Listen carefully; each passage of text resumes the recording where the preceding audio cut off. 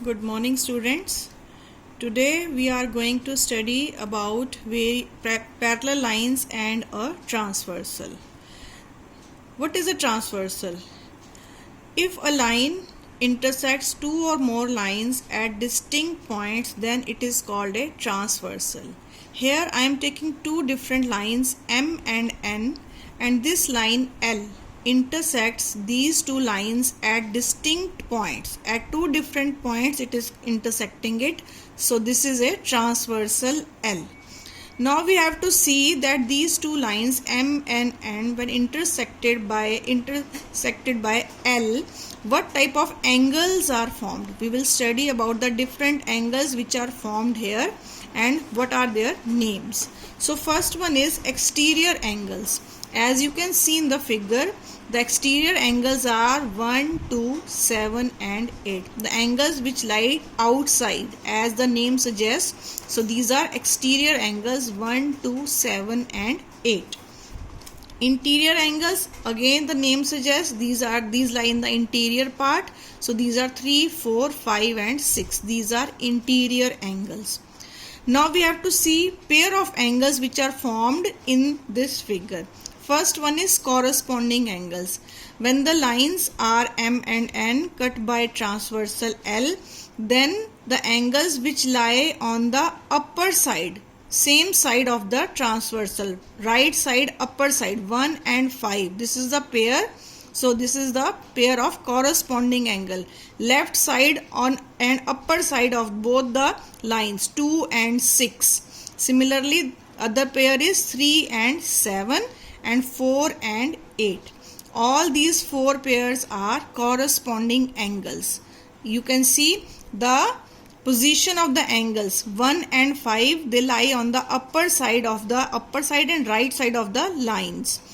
Alternate interior angles. Second pair formed is alternate interior angles. These are 3 and 5, 4 and 8. When S is formed, between the lines S is formed, then they are called alternate interior angles. Here 3 and 5, 4 and 6 are alternate interior angles. Alternate exterior angles, again they are in the form of S, 1 and 7. These are the exterior angles and also they form S, 1 and 7, 2 and 8. These are alternate interior angles.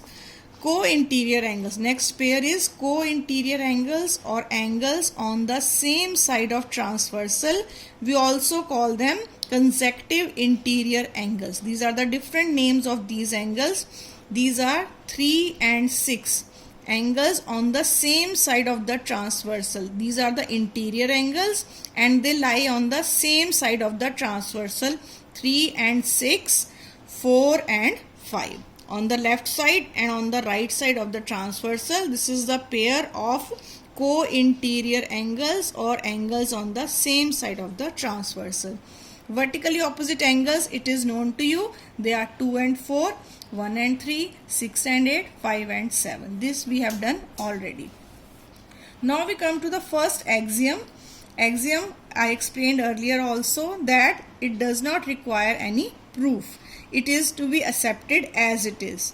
If a transversal intersects two parallel lines, now we are taking two parallel lines L and M, and N is the transversal, then each pair of corresponding angles is equal. You have to prove, we have to accept that corresponding angles are equal. Whenever you are having L and M, parallel lines L and M cut by a transversal, then each pair of corresponding angles are equal. 1 is equal to 5, 2 is equal to 6, 3 is equal to 7 and 4 is equal to 8. This is called corresponding angle axiom. This is very important axiom and it is going to be used in almost every question which we will do here.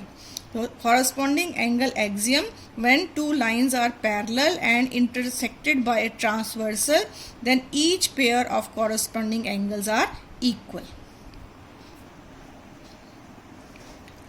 Now converse of corresponding angle axiom. Converse part says, if a transversal intersects two lines such that a pair of corresponding angles is equal, then the two lines are parallel to each other. We are having any two lines L and M cut by a transversal N and such that corresponding a pair of corresponding, you can take any pair, 1 is equal to 5 or 2 is equal to 6 or 3 is equal to 7 or 4 is equal to 8. If any pair is given to you that corresponding angle is equal, then we can say that the lines are parallel. So whenever you have to prove that the lines are parallel, you can prove that corresponding angles are equal, then we will say that the lines are parallel. This is called converse of corresponding angle axiom, equally important as corresponding angle axiom, which we are going to use in the questions. Then the theorem comes, if a transversal intersects two parallel lines, then each pair of alternate interior angles is equal. You are given two parallel lines, L is parallel to M, such that each pair of alternate interior angles is equal. 3 is equal to 5 and 4 is equal to 6. Any pair can be given to you equal. 3 is equal to 5 or 4 is equal to 6. Then these two will be equal. You can prove it also. You can do it yourself. Whenever two lines are parallel and transversal cuts it, then each pair of corresponding alternate interior angles will be equal. Now the converse part of this theorem says, if a transversal intersects two lines such that pair of alternate interior angles is equal, then the lines are parallel. Similarly, as we have done converse of corresponding angle axiom, this is also the converse part. If two lines L and M are intersected by a transversal, then such that each pair of alternate interior angles is equal. Any pair can be given to you, either 3 is equal to 5 or 4 is equal to 6. Then you can say that the lines are parallel. L is parallel to M. So again, if you want to prove that the lines are parallel, either you can prove that alternate interior angles are equal, or you can prove corresponding angles are equal. By any part you can show lines are parallel. Third theorem, if a transversal intersects two parallel lines, you are given two parallel lines L parallel to M, which is intersected by a line N, then each pair of interior angles on the same side of the transversal are supplementary. This theorem says, L is parallel to M, then N intersected by N, then 3 plus 6. These are the co-interior angles. They are supplementary, means their sum is equal to 180 degree. So 3 plus 6 is 180 degree. Also 4 plus 5 will be 180 degree. Alternate interior angles are supplementary. And the converse part says, if a transversal intersects two lines such that a pair of interior angles on the same side of transversal is supplementary, then the two lines are parallel. Again, if you want to prove that the two lines are parallel, you can prove that co-interior angles are supplementary. Thus to prove two lines are parallel, you can prove it in three ways. Either you show that corresponding angles are equal, or you show alternate interior angles are equal, or you show that the co-interior angles are supplementary. Either way, any of the method you can opt to prove that the lines are parallel. Now there is another theorem which is very easy. Proof is as such not required, but we will explain it here. This is also used in the questions. Lines which are parallel to the same line are parallel to each other. Here line M is parallel to L and line N is parallel to also L. Same. M is parallel to L and N is also parallel to L. We have to prove that line M and N are also parallel to each other. So how you will prove it? L is parallel to M, so corresponding angles will be equal. Angle 1 is equal to angle 2. This is corresponding angle axiom. Whenever lines are parallel, each pair of corresponding angles will be equal. So 1 is equal to 2.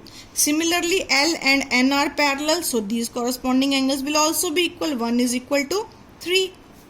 Now 1 is equal to 2, 1 is equal to 3 means 2 and 3 are also equal. These 2 and 3 are also equal. These are again corresponding angles. By converse of corresponding angle axiom, these two lines L and M will be parallel.